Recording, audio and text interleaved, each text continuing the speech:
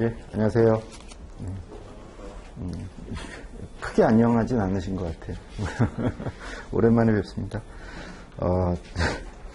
서머리를 8월에 해보는 것도 저도 처음이고요.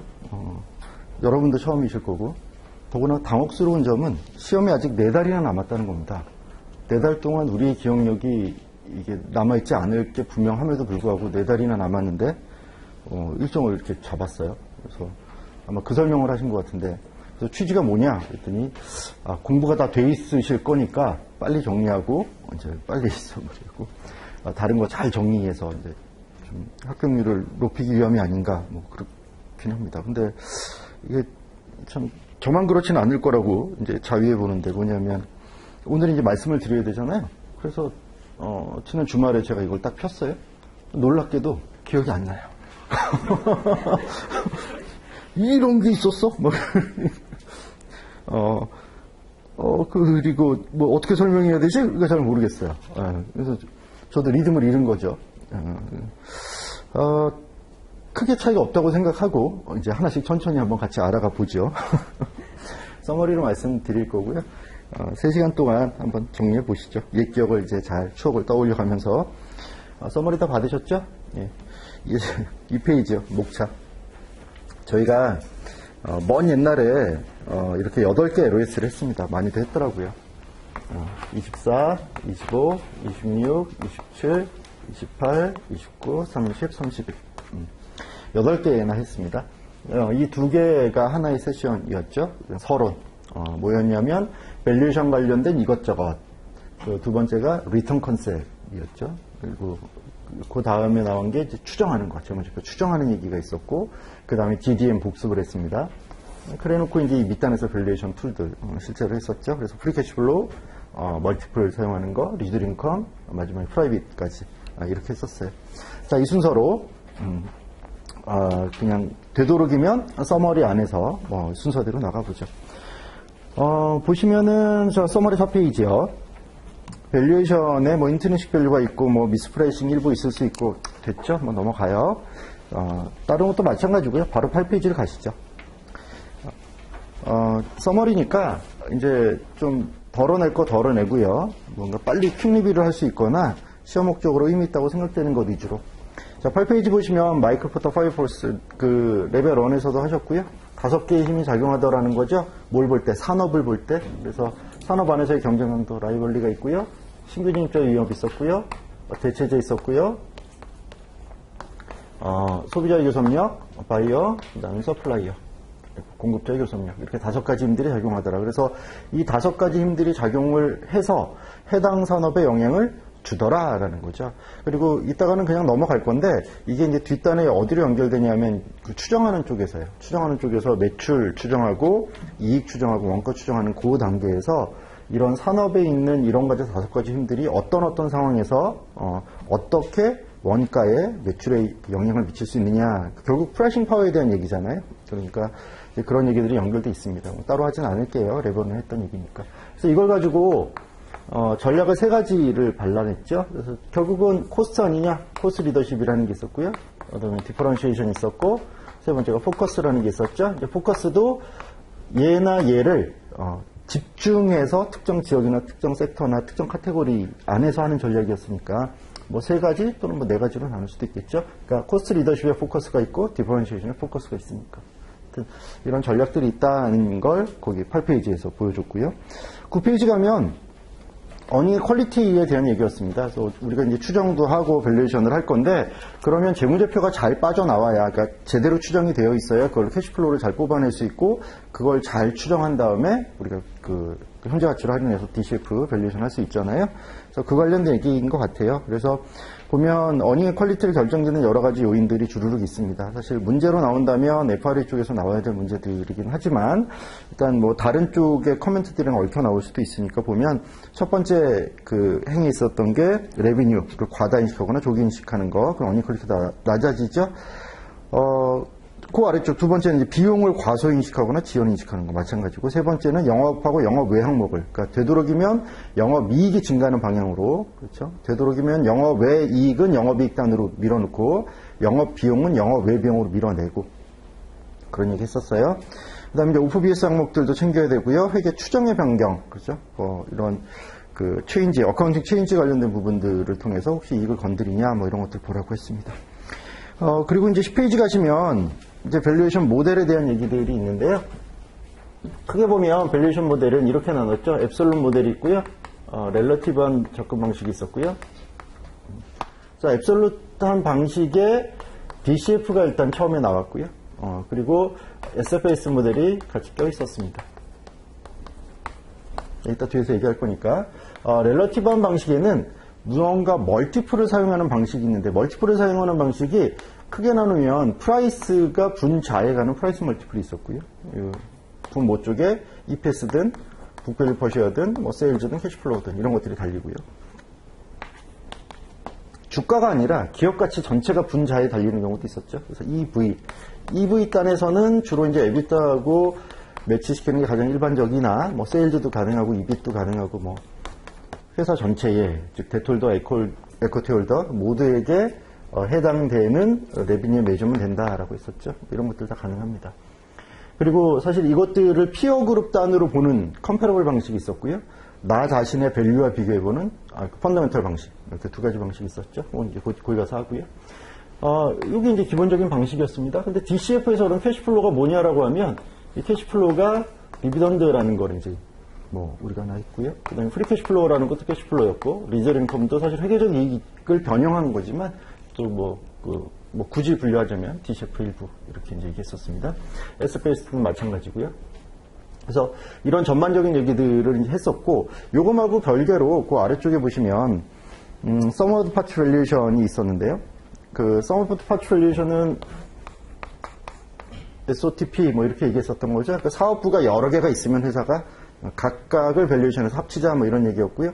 그런데 왠지 모르지만 각각 사업부의 가치보다 실제로 좀 저평가되더라, 디스카운트에서 거래되더라. 그래서 그 이유가 뭐냐라는 설명이 세 가지 있었죠. 그래서 첫 번째 캐피탈 이니피션시, 뭔가 중복 투자가 있거나 비효율적인 자산 배분이 되더라 하는 거고요. 자원 배분이, 그다음에 기업 내부적인 요인, 엔도저너스 팩터가 있었고, 마지막으로 사실은 디스카운트 되면 안 되는데 애널리스트 에러가 있었다. 뭐 이런 얘기를 했습니다. 자, 넘겨보시면요. 리턴 컨셉으로 넘어가서, 리턴 컨셉의 뭐 앞 얘기는 뭐 뻔한 얘기니까 그 13페이지로 바로 가보실까요?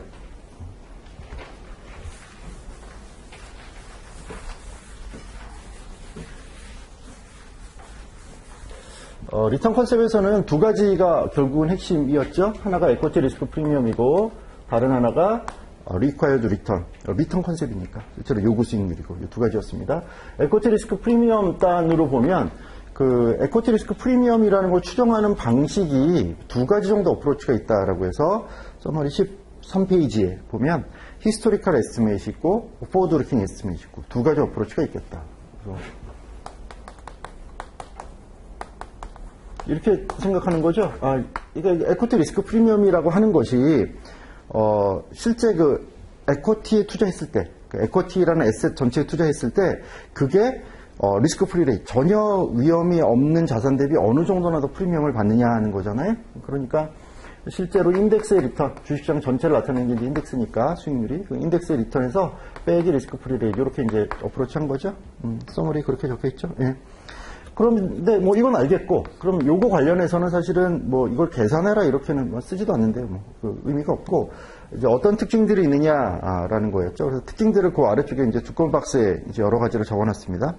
첫 번째는 이런 방식은 뭐 어떤 전제가 있냐면 리턴의 미인과 베리언스가 컨스탄트하다고 가정했다는 거죠. 리턴의 미인하고 베리언스가 이게 컨스탄트하다는 가정을 했었다는 거죠.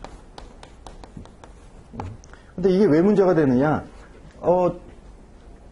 과거에 그 역사적으로, 그러니까 에쿼티 인덱스 전체가 뭐 역사적으로 예를 들어 뭐 1900년도에 이만큼이었는데 2020년도에 이만큼 올라왔다라고 하면 그러면 여기서부터 여기까지가 이렇게 성장한 것처럼 계산이 되잖아요. 각 연도별로 똑같이 성장한 것처럼 이제 계산이 되는데 그렇지 않더라는 거죠. 실제로 뭐 이렇게 성장했을 거잖아요. 그렇죠. 근데 이렇게 계산하고 끝냈다는 거는 미인과 배련성을 컨스턴트라고 가정했다. 근데 실제로는 어떠냐면 그 아래 이제 그 적어놨죠. 실제로는 카운터 시클리컬 하기 때문에 그렇다는 거죠. 카운터 시클리컬 하다는 건 실제는 카운터 시클리컬해요. 다 적을 필요 없는데 어쨌든 이거 무슨 뜻이냐면 상황이 되게 안 좋을 때는 예를 들어 뭐 올해 3월 같은 때 생각해 보세요. 그러면 다들 이제 죽는다 그랬죠. 이제 처음에 2200이 뭐 2000이 깨지고 1700이 깨지고 이러면서 이미 떨어져 나갈 사람들이 떨어져 나가죠. 2000 깨지니까 사도 된다 하는 사람이 많았어요. 근데 그래 그러고 샀더니 1700이 됐죠. 그러면 지수가 이렇게 떨어지면 개별 종목은 죽어버리는 거죠. 그래서 1700은 진짜 싸지. 그리고 이제 뭐 다른 대출을 땡겨서 샀어요. 근데 1500이 됐죠. 그래서 이거 어떡하지? 그래서 레버리지 일으켰다가 이제 뭐 다 청산 당하고 반대매매 당하고 이렇게 힘들어서 1440인가까지 갔잖아요. 뭐라 그래요 사람들이? 1100도 간다 이제. 800도 열어둬야 된다. 이런 얘기들도 있죠. 근데 이제 밑에서 계속 올라오잖아요. 그럼 1400일 때 생각해 보면 주변은 다 이제 시체가 뭐 이렇게 널브러져 있죠. 그래서 되게 힘들어요. 그런 상황이면 이런 배드 타임즈에는 실제로 굉장히 위험하게 느껴지기도 하고 그때 샀으면 그 이후로 올라가는 3, 4개월에 뭐 거의 한 50% 올라오는 이런 시장을 볼 수 있었죠. 그러니까 배드 타임즈에는 통상 그 공포에 많이 사로잡혀서 에코티 리스크 프리미엄이 높은데 잘 못 본다는 거예요. 그런데 굿 타임즈에는 그러니까 되게 좋아요. 주식시장이. 지금 뭐 미국 시장처럼 너무너무 좋아요. 그러면 좋으면 계속 좋을 것도 같으니 에코티 리스크 프리미엄 크게 위험하게 생각하지 않아서 프리미엄을 많이 요구하지 않을 수 있다는 거거든요.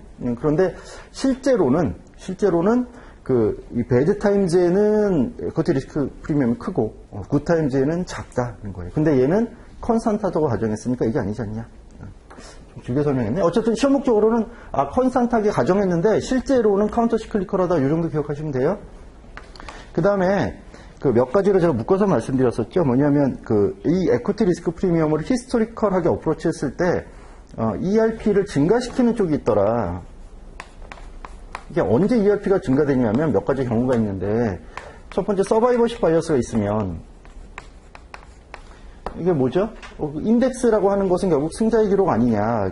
망한 회사들은 다 떨어내고 딜리스팅 돼서 상장 폐지시키고 새로 들어오는 좋은 놈들, 신선한 놈들, 살아있는 놈들만 가지고 인덱스를 만들었으니까 이 에코티 리스크 프리미엄을 이렇게 계산해버리면 이 안에 죽은 애들의 실제 수익률은 충분히 다 고려되지 않았다. 그래서 이제 업사이드가 있어서 에코티 리스크 프리미엄을 이렇게 계산하면 좀 과하게 계산될 수 있다는 거였고요. 두 번째가 지오메트릭이냐 어리스메트릭이니까 이게 어리스메틱 미인이 있고 지오메트릭이 있잖아요. 요거 계산할 때 여기부터 여기를 100년 동안 계산한다라고 하면 이걸 단순 평균할 거냐 아니면 기하 평균할 거냐에 따라 다르죠. 그럼 어느 값이 더 커요?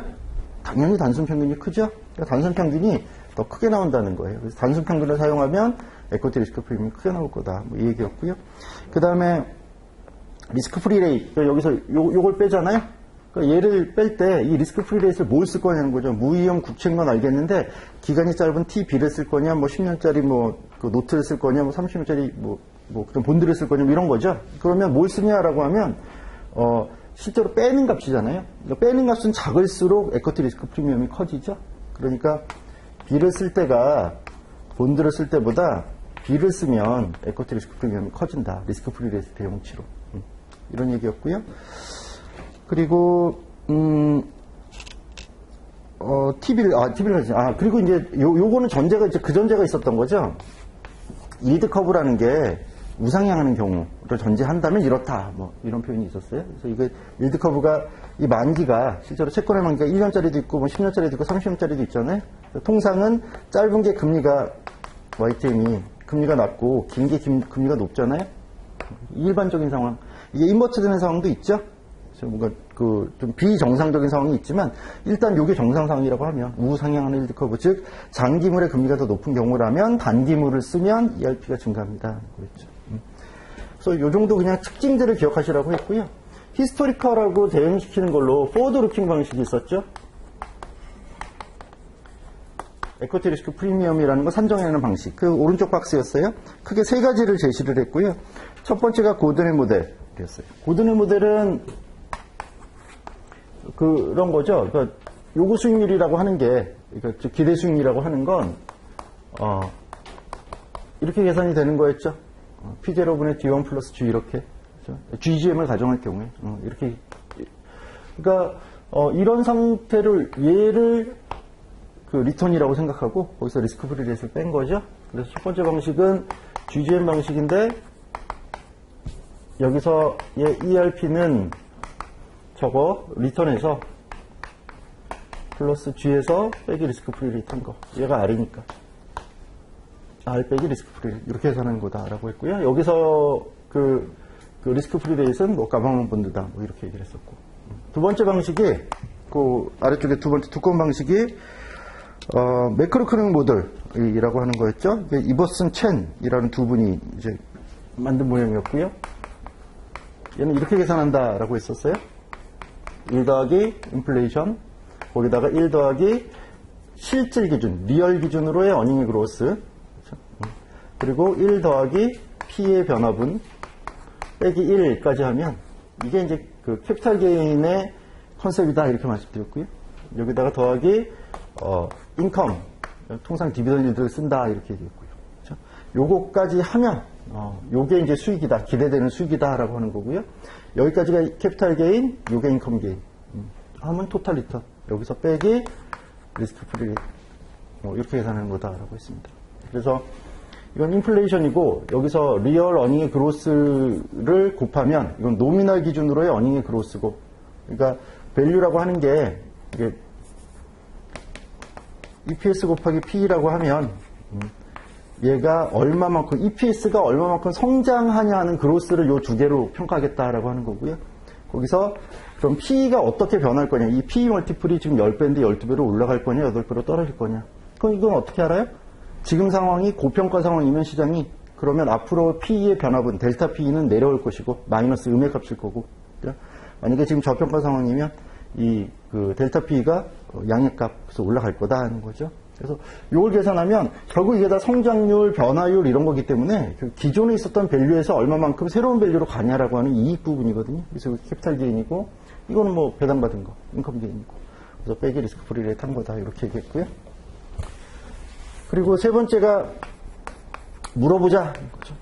전문가 집단에게 물어보자 뭐 이런 거였습니다. 그래서 이게 에쿼티 리스크 프리미엄이라는 걸 산정하는 방식이다라는 거예요. 근데 그 와중에 두 번째 박스를 보면 거기서 그 expected inflation이라고 그러니까 1 더하기 inflation이라고 했었던 건 어떻게 계산하냐라고 하면 오른쪽에 1 더하기 T본드 YTM에다가 빼기 팁스의 YTM 그러니까 물가차라고 했죠. 1 더하기 팁스의 YTM 이렇게 계산한다고 했고 두 번째 그러면 어닝 그로스는 어떻게 리얼 기준은 어떻게 계산하냐라고 하면 GDP 그로스만큼 어닝도 성장할 거다 이렇게 가정하고 그러니까 경제 전체의 그 총생산, 국내 총생산이 증가하는 것만큼 기업이익도 증가할 거다 이렇게 보고 그렇게 계산한다고 했고요.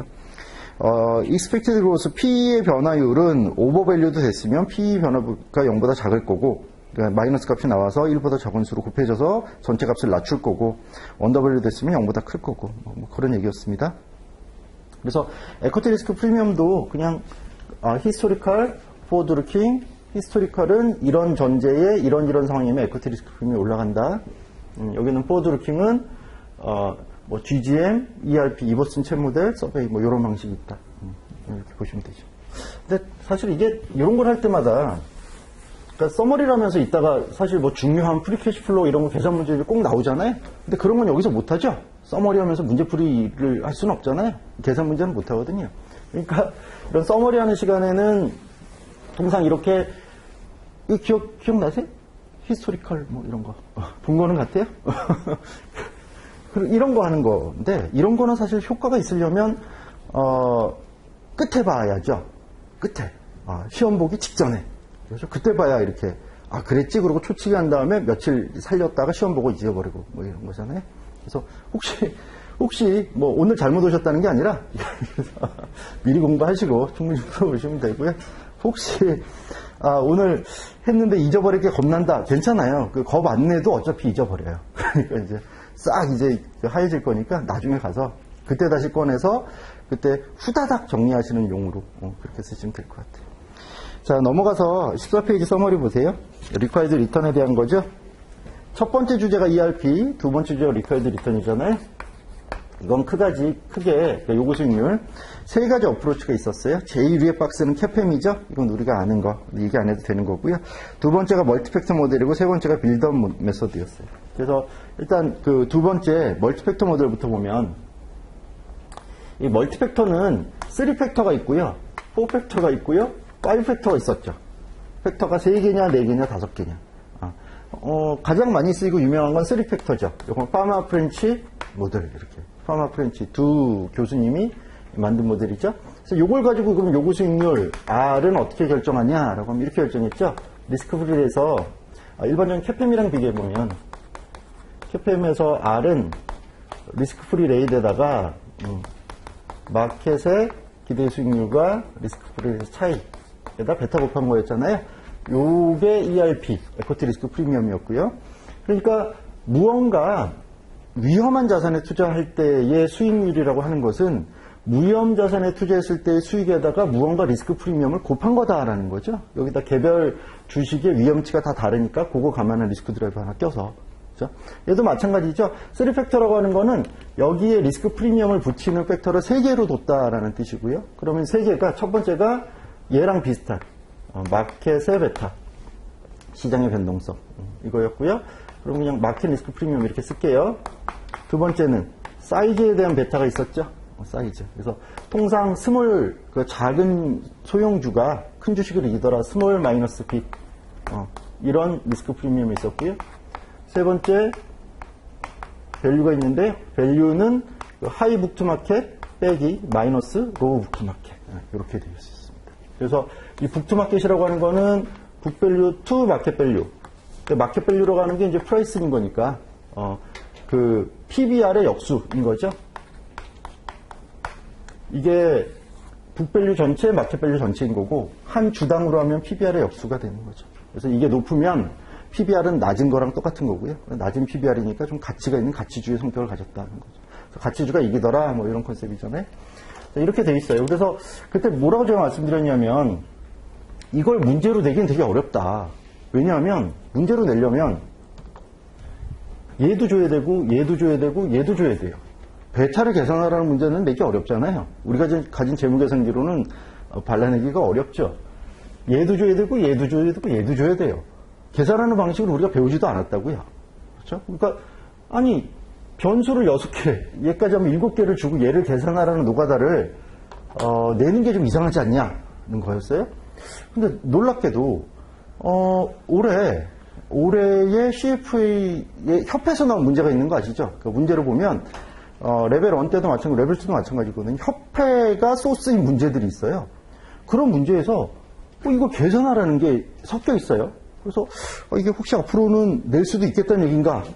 그래서 내면 좀 이상한데요. 아직은 안 나오는 게 맞다고 저는 생각하는데 개인적으로는 그런 문제를 지들이 그렇게 만든 소스에서 내서 좀 불안을 합니다. 그래서 근데 이게 나온다면 계산하시는 건 어렵지 않죠?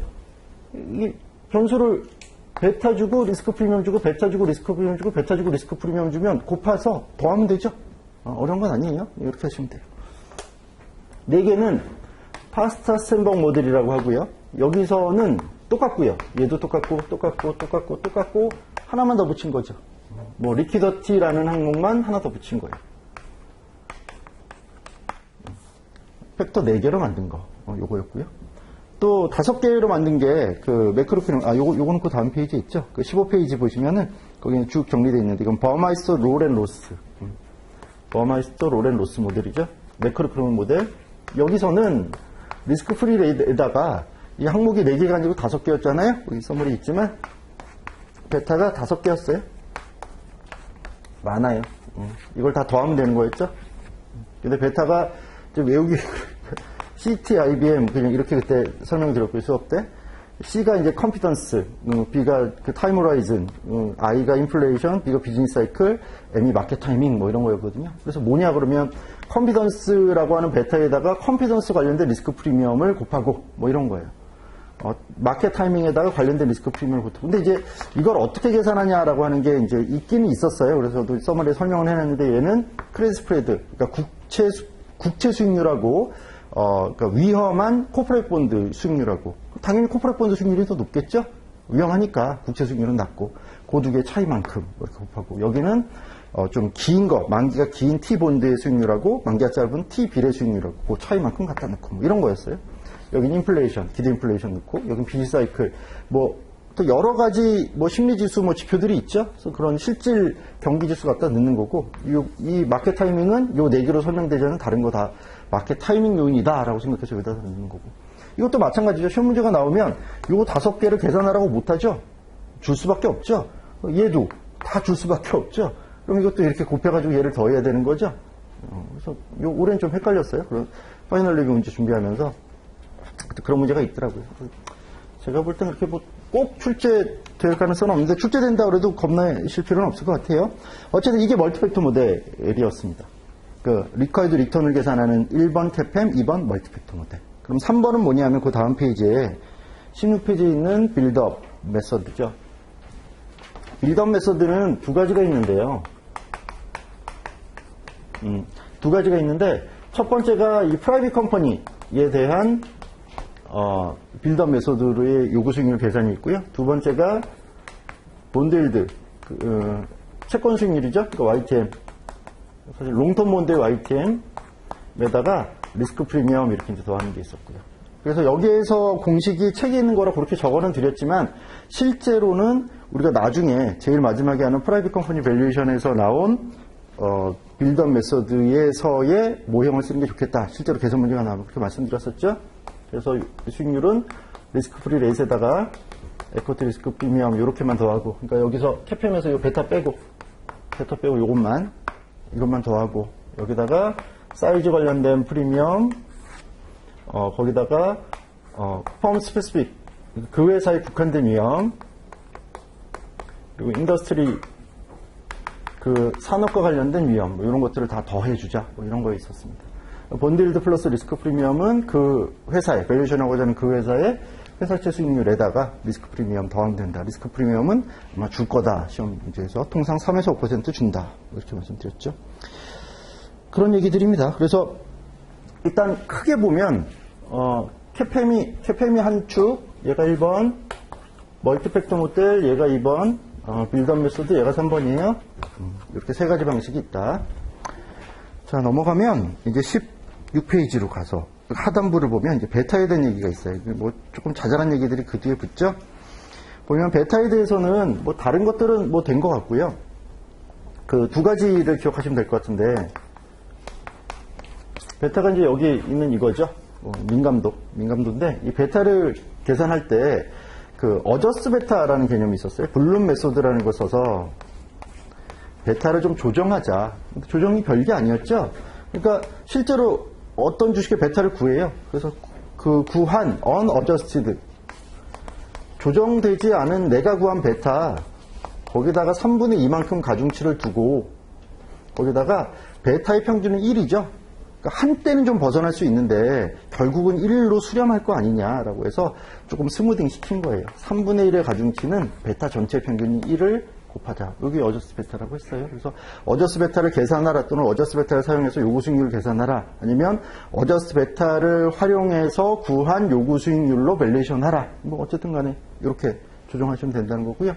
두 번째는 그 언레버 리레버 시키는 건데요. 이게 이제 레벨 1에서도 했었는데 레벨 2는 조금 단순화 시켜서 기억하시라고 했죠. 이게 뭐냐면 이게 거의 거래가 안 되는 thin traded 거의 거래량이 없거나 아니면 비상장이거나 하면 베타가 없잖아요. 베타라는 건 시장, 주식시장 전체의 수익률 변화에 따른 개별 주식 수익률의 민감도인데 개별 주식 수익률을 알려면 하루하루 주가가 있어야 되잖아요. 상장돼서 그게 없죠. 비상장이니까.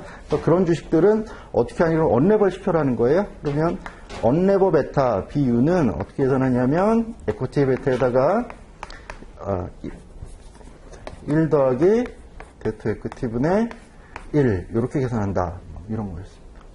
그러면 리레버 베타는 그 에코티 베타를 리레버 시키는데 이 베타는 여기서 구한 언레버 베타에다가 여기 1 더하기 데트 에코티를 한다. 그래서 언레버 먼저 해서 에코티 베타를 언레버 베타를 구한 다음에 그걸 리레버 시켜라. 뭘로? 부채 비율이라는 걸로. 그런데 한 가지 여기서 그럼 여기 있는 요 에코티 베타는 누구의 에코티 베타냐? 라고 하면, 이게 실제로 내가 밸류에이션 타겟이라고 할게요. T. 타겟 컴퍼니의 베타라고 하면, 내가 구하려고 하는 건 요 베타예요. 그럼 얘는, 나랑 비슷한 다른 애, 컴패러블이라고 하는 애. 컴패러블의 그 베타고요. 그 컴패러블의 베타, 여기 있는 데트 에코티도, 얘도 컴패러블의 그 데트 에코티가 되고요. 여기 있는 데트 에코티는 역시, 타겟의 데트 에코티가 되는 거죠. 그래서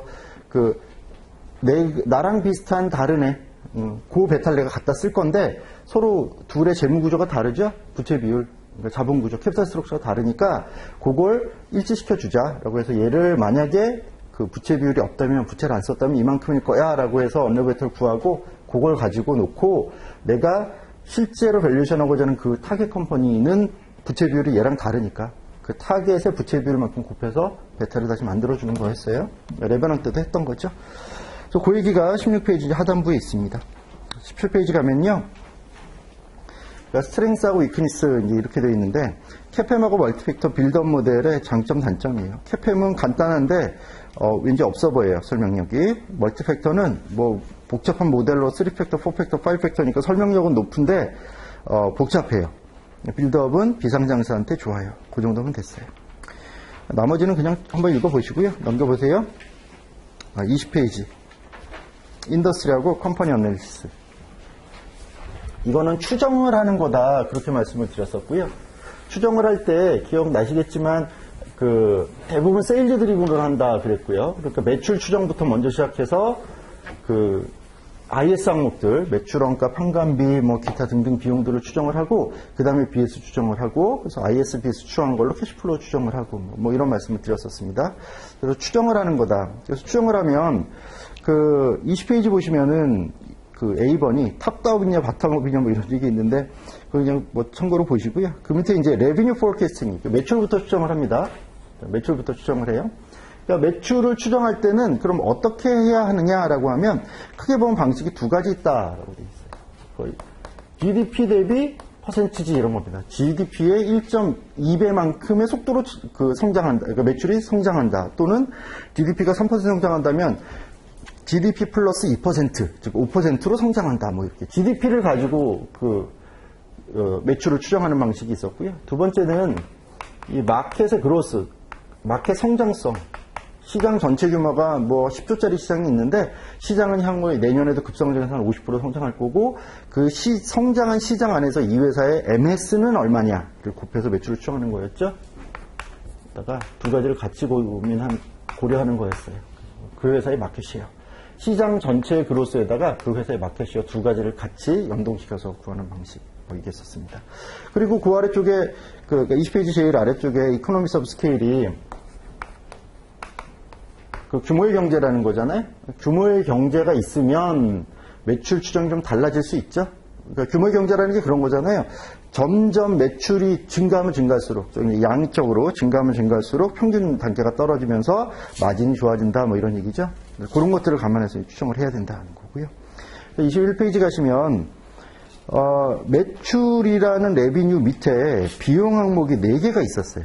그래서 보면 여기서 코스트 오브 굿솔드라는 게 빠져야 되고요. SG&A 판관비 빠져야 되고요. 그럼 영업이익이 나오고요. 여기서 이자 비용이 빠지면 세전이익이 나오고요. 여기서 법인세 비용이 빠지면 당기순이익이 나오는 거죠. 자, 이제 이런 추정들을 할 거예요. 그러면 매출 원가 추정은 어떻게 하느냐? 그러면 통상 세일즈에다가 퍼센티지 COGS, 매출 원가율이라는 걸 통상 곱해서 한다.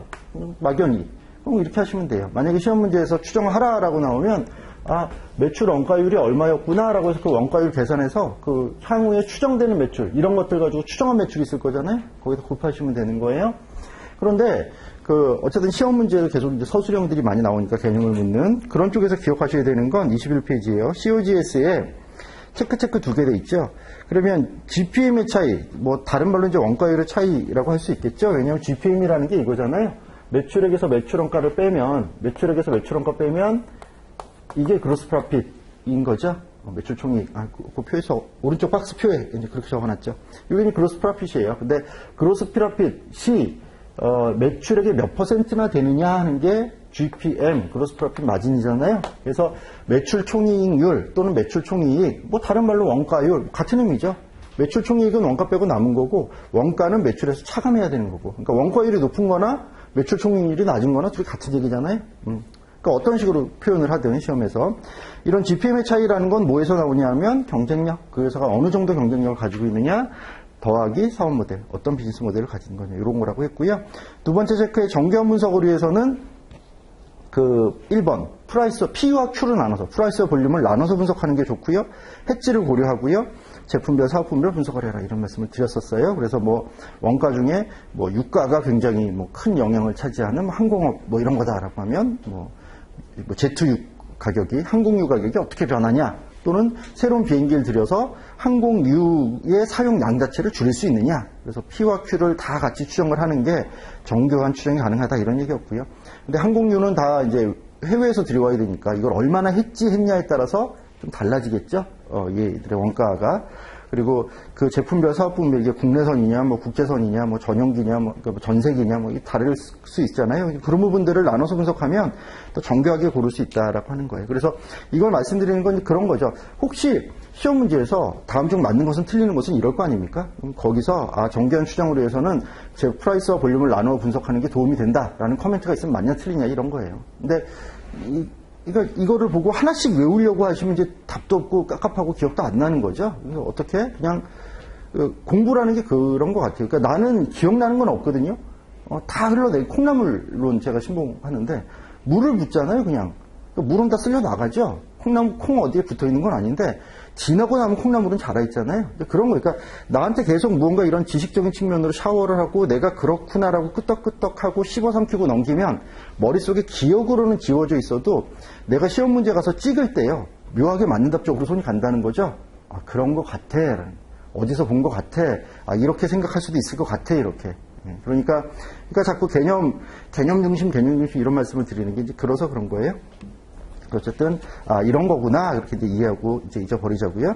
자, 그다음에 SG&A는 특징이 그런 거죠. 얘는 똑같아요. 얘도 이제 세일즈에다가 퍼센티지 SG&A 하면 되거든요. 판관비율을 곱해서 계산하면 돼요. 그런데 이런 단순히 판관비율 계산은 뭐냐 하면 되는 거고, 그거보다 좀 기억하셔야 될 게 이런 거죠. 그 SG&A의 특징이 뭐냐라고 하면 얘는 매출 변화에 덜 민감하다. 그러니까 고정비 성격이 강하다 하는 거죠. 그러니까 뭔가 통상 문제는 아마 풀어보신 분도 있겠지만 이런 아이템셋의 그 시나리오들이 쭉 주어지잖아요. 두세 페이지. 그 안에서 A와 B의 대화들을 가지고 A가 맞냐, B가 맞냐, C가 맞냐, 뭐 틀린 사람은 누구냐 이런 걸 발라내게 하거든요. 그러니까 그 안에서 이런 각각의 항목들이 갖는 특징들을 기억하시는 게 시험 목적으로는 중요해요. 그리고 고정비 성격이 있다. 이게 첫 번째고, 두 번째는 구성 항목별, 부문별 별도 추정하면 좋다. 이건 그냥 직관적으로 그런가 싶죠. 따로 각각 세부적으로 정교하게 추정하면 더 좋겠죠, 뭐. 자, 그 다음에 이제 파이낸셜 코스트인데, 여기는 이자 비용이죠. 이자 비용을 어떻게 추정하냐 하면, 뎨 레벨 전체 뎨 사이즈가 있을 거잖아요, 차입금. 거기다가 뭐 이자율이죠, 뭐. 이렇게 곱한 것만큼 비용이 나가잖아요. 근데 여기에서 이 차입금이라는 걸 어떻게 계산할 거냐, 그러면 전체 차입금이 있고요. 전체 차입금에서 혹시 현금성 자산 같은 걸 가지고 있는 게 있으면, 현금성 자산으로는 차입금 일부를 갚을 수 있잖아요. 그럼 실제로는 차입금을 줄일 수 있겠죠. 그래서 그 전에 차입금 총액을 총차입금, 그로스댓이라고 하고, 그 아래 첫 번째 체크죠. 거기서 캐시 등등등을 빼면 넷댓이라고 하고, 순차입금 이렇게 부른다고 했고요. 이자 비용도 마찬가지죠. 전체 이자 비용이 있고요. 혹시 내가 투자한 데서 투자 수입, 뭐 이자 수익이나 배당 수익 같은 그런 거 빼서 넷 인터레스트 익스펜스를 구할 수도 있고요. 자, 그 아래 텍스는 얘는 이제 텍스 레이트에 대한 얘기인데, 이게 세 가지 정도가 있다. 그래서 스태츄토리 텍스 레이트, 그러니까 법정 법인세율이 있죠. 예를 들어 25%, 그럼 25%가 있는 거고요. 실제로 이펙티브한 텍스 레이트이 따로 있죠. 그러니까 왜냐하면 EBT에다가 곱하기 27.5% 하면 텍스 익스펜스가 나와야 되는데 실제로 안 그렇죠. 실제로 안 그래요. 그러니까 여러 가지 조세 감면이나 이연이나 이런 것들 때문에 안 그렇다고요. 그러니까 이게 실제로 네가 계산한 법인세 비용은 EBT의 몇 %냐 하는 게 이펙티브고요. 그 다음에 캐시는요. 캐시 텍스 레이트는 이게 있지만 요만큼 비용으로 계산했지만 당장 올해 안 내고 내년으로 내야 되는 거 있죠. 뭐 DTA, DTL 이런 것들 때문에. 그러니까 뭔가 그 세금을 이연해야 되는, 그러니까 과세 당국과 이런 그 IFRS 또는 US 갭의 그 기준 차이에 따라서 시점을 좀 다른 시점으로 내야 되는 경우, 그런 경우에 나올 수 있는 것들이죠. 그래서 이렇게 좀 나뉘어서 볼 수 있겠다. 그 정도 보시면 되겠습니다. 자, 그 아래 BS 모델링이 그 다음 페이지죠. 22페이지. BS 모델링이 있어요. 이렇게 추정을 하면 IS를, 그럼 BS는 어떻게 추정하냐? 이렇게 하시면 됩니다. 첫 번째 추정해야 되는 게 뭐냐면, 여기서 결국 넷인컴이 나왔네. 그럼 넷인컴에서 뭐 사실은 이쪽으로 자본점유 시킨 다음에 배당으로 빼는 거지만, 뭐 이해를 쉽게 하기 위해서 여기서 일부 배당이 빠지죠. 이익이 나면 배당을 주고요. 배당 빼고 남은 것들이 리테인드 어닝으로 가죠. 그래서 전년도 말에 자본량이 있을 거고, 자기 자본 총계. 거기다가 리테인드 어닝이 변하는데 얼만큼 변하냐, 이 델타 리테인드 어닝 얼마나 변하냐 하면 넷인컴 번 거에서 디비던드 뺀 것만큼이야. 이게 1번. 서머리 그렇게 돼 있죠. 두 번째는 여기 있는 워킹 캐피탈인데, 워킹 캐피탈의 변화의 핵심이 뭐냐면 결국 여기 있는 어카운트 리시버블하고 인벤토리 금액이 어떻게 변하냐, 이 두 가지가 이제 핵심이에요. 그리고 밑단으로 큰 금액은 이제 PPE가 얼마큼 변하냐. 그런데 어카운트 리시버블은 그럼 얼만큼 변해야 되냐라고 하면, 전년도 대비 금년도 어카운트 리시버블은 어떻게 계산할 거냐라고 하면, 추정을 하라고 만약에 나온다면 이렇게 계산하라고 했죠. 새로 계산되는 어카운트 리시버블은 세일즈, 그러니까 추정한 매출액 금액이 있을 거잖아요. 전년도고 뭐 이런 것들 고려해서 GDP 대비 퍼센티지 고려해서 추정을 했어요. 그 추정한 금액, 그 매출액에다가 곱하기 그 어카운트 리시버블 턴오버분의 1 이렇게 계산하면 된다. 그래서 아마 서머리에는 분의 1 이렇게 안 하고 분자로 바로 올렸죠. 그래서 어카운트 세일즈 포캐스트 분의 나누기 어카운트 리시버블 턴오버 이렇게 이제 적었을 거고요. 얘는 COGS 매출 원가의 추정분에다가 곱하기 인벤토리 턴오버 분의 1 이렇게 이제 계산하는 거다.